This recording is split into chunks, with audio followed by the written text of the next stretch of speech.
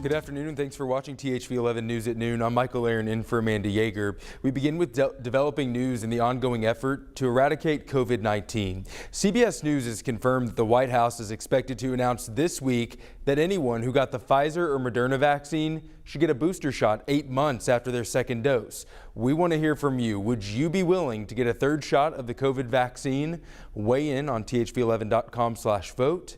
And we'll have the results later. This news comes as COVID-19 cases driven by the Delta variant continue to surge around the country. Michael George has the very latest. Americans who received the Pfizer or Moderna vaccine could start getting a booster shot as early as mid-September if the FDA approves the plan. We're likely to do this down the road in phases. The older persons first. Dr. William Schaffner is an infectious disease expert at Vanderbilt. As with most vaccines, after a time, protection wanes. And so we have to give our immune system a reminder. And that's what a booster would do.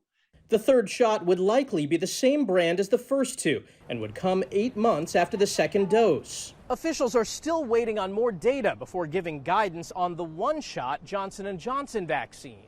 Johnson & Johnson is working on their data, and we anticipate information from that quarter will be coming along a little bit later.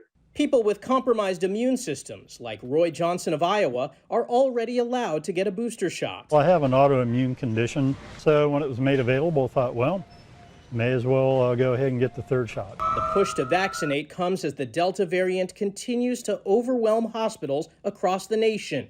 In Austin, Texas, ambulances are waiting up to an hour for open beds. Our medics are being overworked like crazy. And starting today in New York City, people patronizing indoor gyms, restaurants, and museums will have to show proof of vaccination. Michael George, CBS News, New York.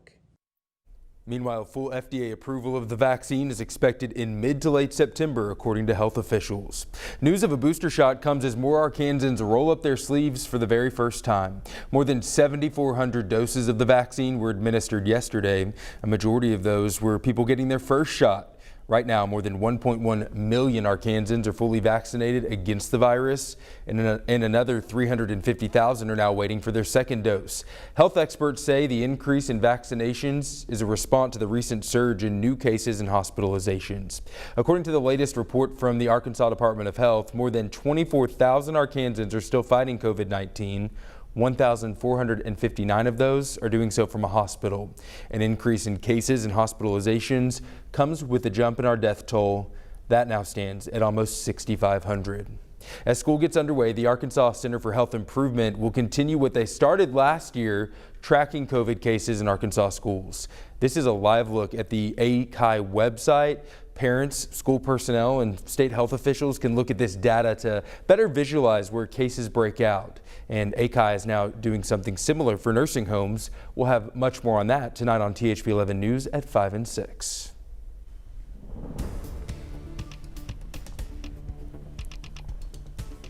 We start off our Tuesday with plenty of sunshine. Now we've got those puffy cumulus clouds building up with the daytime heating around a large part of central Arkansas, except northeast Arkansas. Also watching some thicker cloud cover move in here from Oklahoma into west Arkansas. That has some rain with it. Temperatures underneath that thicker cloud cover and rain in the low 70s. In Mena and also DeQueen, everybody else has warmed up into the mid close to the upper 80s. Here's a radar loop, and there's some steady rain falling from Yell County, getting pretty close to you folks in Dardanelle and also Russellville. It extends through Montgomery County into Polk County. More isolated activity taking place into Clark County, also into Nevada County. And we did have that flash flood warning issued for South Polk County. And there's a reason why, because they've seen almost 3 to 4 inches in some locations. The best chance of rain through the course of the afternoon will be for western parts of the viewing area.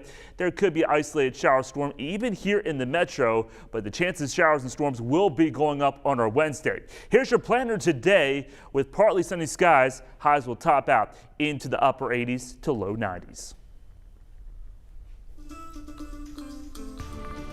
New at noon, the victim in last night's shooting in Little Rock has died. According to police, 28-year-old Michael Brown was found with a gunshot wound in the 1800 block of Valentine Street. That's not far from Stevens Elementary School. He was taken to the hospital where he later died. Stay with THV11 and thv-at-noon.com for the very latest. The Taliban has taken full control of Afghanistan's capital city of Kabul, with armed checkpoints in the streets. Yet thousands of American citizens and Afghan allies remain in the country.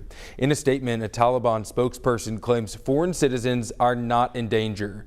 But the U.S. military has sent more troops to the airport in Kabul to ensure the safety of Americans trying to flee. President Joe Biden forcefully defended his decision to withdraw and says the U.S. will remain just long enough to get Americans and allies out of the country. The concern now is for future threats and the safety of the American homeland. Most of Afghanistan is ungoverned space. That type of terrain is a potential haven for terrorist organizations, Al-Qaeda and other groups.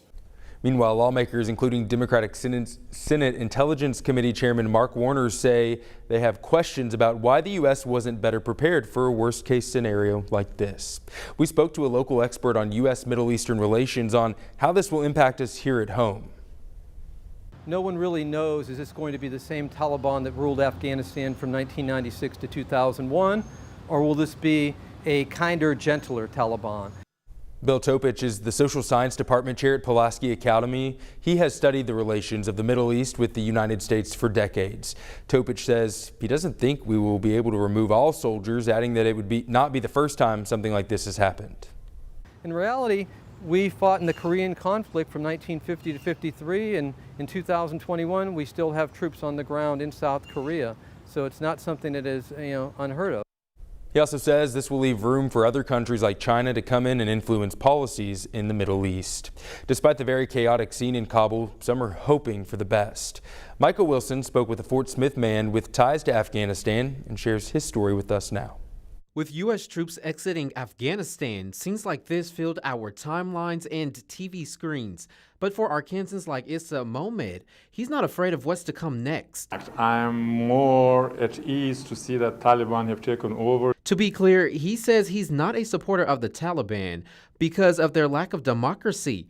In fact, that's why he left the country, in addition to the corrupt leadership. Robbed literally the Afghan people of the natural resources, of their freedom. He's hoping they will provide more security to the country now that U.S. troops are leaving. They are going to provide security for the property, well-being, life, and resources of the country. He says he's still in communication with his family, and they say everything is fine. Another local man we spoke with says he's closely monitoring the situation. Everybody's calm, everybody's waiting. What's gonna happen? Waiting to see what this will mean for all Afghan people. We hope everybody go back and live in his home, and this country goes back to the international community, and we hope everybody live in peace. Michael Wilson reporting for us in Fort Smith this afternoon.